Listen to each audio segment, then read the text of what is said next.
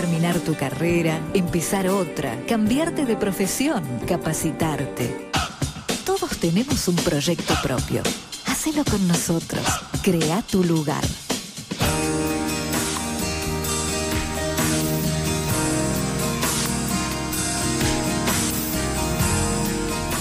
Como dijimos al comienzo del programa, se sintió muy fuerte ese sismo en Chile, acá en Buenos Aires, se dio a conocer muchísimo. Hoy a la mañana hubo otro sismo en Chile de 6.2 en la escala de Richter. Réplicas. Una réplica, más de 500 réplicas, pero esta es una réplica bastante fuerte, 6.2, lo miro a Eduardo para que me diga que sí con los números, pero dijimos, vamos a llamar a alguien que realmente esté en el tema, por eso estamos comunicados con el licenciado Héctor Cisneros. Él es especialista en geología y docente y coordinador de la investigación de la Facultad de Ingeniería de la Universidad Juan Agustín Maza en la provincia de Mendoza. Bienvenido a Proyecto Propio. Adrián Filinich lo saluda en Capital Federal. ¿Cómo le va? Sí, buenas tardes, Adrián. Mucho gusto estar con ustedes. Mucho gusto. Bueno, ¿qué significa hablar de que un sismo a casi 1000 y pico de kilómetros, 1200, 1300, se sienta acá en Buenos Aires? ¿Qué recibimos de lo que pasó en Chile? Bueno, este caso fue un terremoto de una magnitud muy importante. Estamos hablando de 8.3, que es lo que midió el INPRES en el foco de producción de este terremoto, y es uno de los, se podría decir, uno de los 10 más grandes del siglo XXI, de los más fuertes que se han sentido. Es lógico de que a medida que vayamos alejándonos del sector epicentral vayamos teniendo menores efectos, pero también es lógico pensar que a una distancia tan grande como esa podemos llegar a sentir los efectos. Nosotros hemos tenido terremotos mucho menores, o sea, el del terremoto de 1977 en Caucete, en San Juan, sí, produjo efectos inclusive que se sintieron con mayor fuerza en Buenos Aires. Volaban las arañas, me decían hoy a la mañana un profesor amigo en Caballito, las arañas de los departamentos se movían terriblemente. Claro, claro. Sí, totalmente. ¿Y por qué? Seguramente usted para sus alumnos se lo debe contar con más precisión, pero para nuestra audiencia, ¿por qué se producen estos sismos en la zona de Chile? Bueno, nosotros tenemos, los sismos se producen normalmente, hay dos tipos de sismos, se pueden dividir en muchos tipos, sí, pero la división principal se hace en base a lo que se llaman las placas tectónicas, sí, las placas que son sectores de la Tierra que tienen un movimiento independiente una de otra. Nosotros estamos dentro de lo que es la placa sudamericana, que se mueve hacia el oeste, y en contacto con una placa que se mueve hacia el este, que es la de Nazca. Cuando se encuentran, interactúan entre ellas, y esa fricción, ese movimiento, esa interacción produce fricción, produce una gran cantidad de energía que va a hacer que en esos lugares, en la zona de contacto, haya mayores probabilidades de que hayan sismos destructivos. Las zonas que se llaman de interplaca, como esa del contacto entre Chile y la zona del Océano Pacífico, es una de las que tiene mayor producción de sismos en toda la Tierra. Es lo que se llama el cinturón de fuego del Pacífico, que seguramente lo han escuchado nombrar muchas veces, que tiene gran producción de sismos y volcanes. Se ha avanzado muchísimo, licenciado Héctor Cisneros, en la prevención y en los avisos, pero todavía falta mucho, ¿no? Sí, usted lo dijo muy bien, es prevención, porque en predicción, que sería lo importante, no es que no se haya avanzado, los estudios han ido orientados siempre a tratar de entender todo lo que tenga que ver con las características, los parámetros, la configuración física de los sismos. Eso se ha ido avanzando y se sabe mucho. Sí. El problema es que la Tierra no es sistemática, claro, es heterogénea, es anisotrópica. Todo es una vez que pasó, nunca es predictivo, tal cual. No se puede predecir en absoluto, o sea, hasta con las herramientas que tenemos hoy en día. Okay. Ni siquiera con algunas que han dado resultados abstractos en algunos casos, como por ejemplo el uso de animales para tratar de predecirlo, de corales o de algunos tipos de indicadores sónicos inclusive, pero no han dado resultados que sean absolutamente específicos para determinar la localización del sismo, que sería lo importante. Lo sumo a Eduardo Catalano en la charla, licenciado. Héctor, en este caso, ¿por qué no tuvimos un tsunami si realmente la intensidad fue bastante importante? Sí, fue muy grande. Pasados los 7 grados de magnitud, porque en realidad hay dos términos, que son, uno es intensidad y otro magnitud, ¿no es cierto? En este caso, pasados los 7 grados de magnitud, que es la cuantificación que se le da a un sismo, es esperable un tsunami si eso se produjo en cercanías del mar o en el mismo océano, ¿no? Las características por las que se produce o no se produce tienen que ver con el fondo marino y su configuración respecto a la costa. No hay una... en este caso uno no puede saber exactamente el lugar antes de que se produzca. Cuando se produce el sismo recién se sabe la ubicación exacta, y al saberlo uno dice, bueno, la configuración puede dar posibilidad de que se produzca. En realidad el tsunami existió. Ahora, lo que no existió es un tsunami de características muy importantes, de una ola de 30 metros, de 20 metros, que son los más destructivos.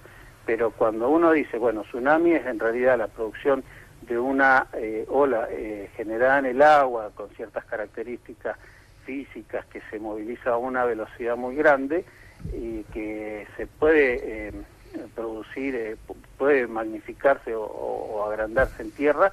Eso en realidad se produjo. Lo que no produjo fueron daños importantes, ¿no? Más preguntas. Caso, bueno. Sí. Héctor, Franco Balbi te saluda. Hoy cuando comenzó la nota, Adrián y Eduardo hablaban de réplicas. ¿Hasta cuánto puede durar una réplica de un terremoto, o esto ya fue un nuevo sismo?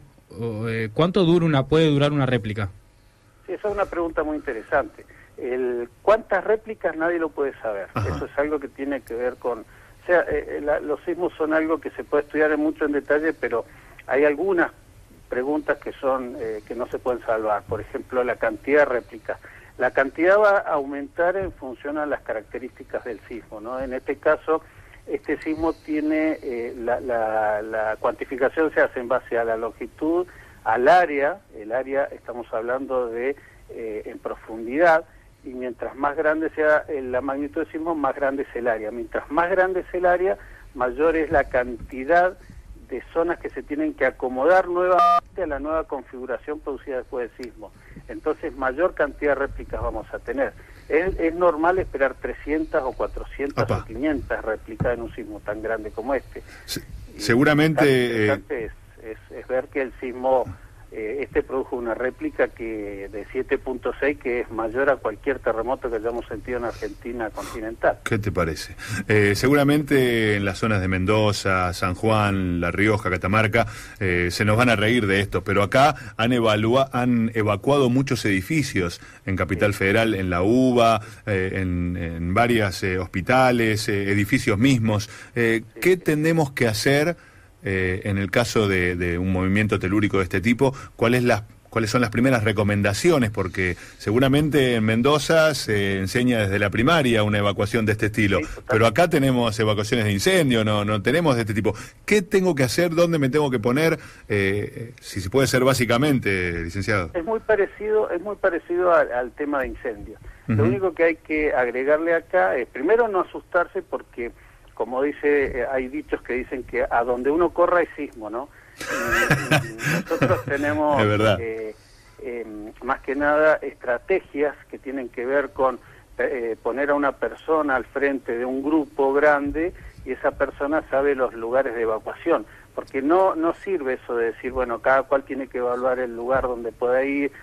Si vamos a una plaza, esa plaza puede tener algún complejo subterráneo vulnerable que pueda colapsar, o sea que no es un lugar seguro. O sea que primero tiene que ser Defensa Civil el que evalúe los lugares de evacuación. Bien. Con gente preparada que vaya determinando cuáles son los lugares lógicos. Lo que no hay que hacer en una zona como Buenos Aires, los edificios tienen una construcción que, si bien no son tan sismo resistentes como las de Mendoza o San Juan, que son en San Juan están muy bien hechas, tienen sus variables estructurales muy bien definidas. Entonces uno tiene que pensar que va a resistir la construcción de un buen hospital, un buen edificio, teóricamente tienen que resistir, aparte que están muy lejos de un sismo destructivo.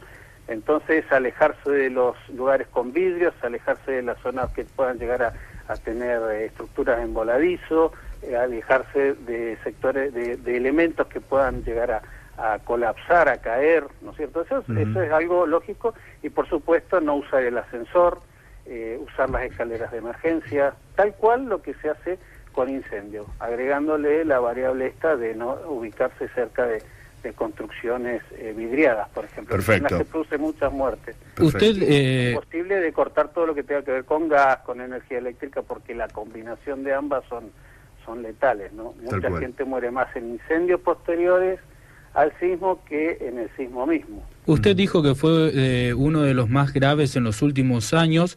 ¿Esto podría afectar a una futura erupción volcánica? No. Hay una relación que se está tratando de establecer entre algunas erupciones menores que han habido en algunos volcanes de zonas cercanas, ¿no? Hay una mayor producción de sismicidad en algunos volcanes que están cercanas a la zona epicentral, que fue Illapel. No hay los volcanes tienen su propio tipo de temblores, que son los que se llaman los temblores volcánicos, y este caso se produjo en una zona de falla geológica que está bastante alejado. O sea, no digamos que no existe una relación, pero en este caso no existe una relación absolutamente directa. O sea, no digamos que por el movimiento de esta gran falla geológica, que es la que está en Illapel, se va a producir una erupción volcánica relacionada, ¿no? Quería comentar y agregar a todo esto que se está hablando, es que acá en Capital Federal realmente se sintió en forma muy importante en uno de los edificios en Puerto Madero, un edificio de 40 pisos, 2 torres, que, bueno, en contacto con el administrador me comentaba que todo lo simulacro y todo lo que se había hecho como precaución para cuando sucede algún hecho, alguna catástrofe, o como prevención de catástrofe, se concretó muy bien la evacuación. Los pisos de tipo 40, claro. Sí, pisos, yo diría que arriba de los pisos 20 se sintió muy fuerte. Muchísimo. Licenciado Héctor Cisneros, le agradecemos muchísimo por estos datos, por educarnos, y bueno, entonces seguimos con la misma línea educativa para nuestros alumnos, para nuestros oyentes, que con el incendio, con estos datos de ascensor, de cortar gas, energía, techos, paredes, alejarse de vidrios, y la frase de usted, ¿no? Uno no corra, que sismo hay en todos lados, me encantó. Un fuerte abrazo y muchísimas gracias. Otra manera de decirse, pero bueno, gracias a ustedes y a su disposición. Un abrazo. Gracias. Y usted sabe, Adrián, que los sismos a veces, las repercusiones y las réplicas de los sismos duran décadas. Wow. Imagínese en el sismo del 46, ¿quién surgió después del sismo del 46? ¿Que nació usted? No. ¿Qué pasó? No, todavía no nacía. ¿Quién surgió? Pero sí estuvo mi madre en ese sismo, en donde me mató el dato. Realmente se salvó de milagro. Pero piénselo y después en el otro bloque lo decimos. Me lo dejó picando. Nació un grande, o por lo menos para mucha gente, un grande. Bueno, el licenciado Héctor Cisneros lo escuchamos, especialista en geología, docente y coordinador de investigación de la Facultad de Ingeniería de la Universidad Massa, desasnándonos sobre los sismos acá en Buenos Aires.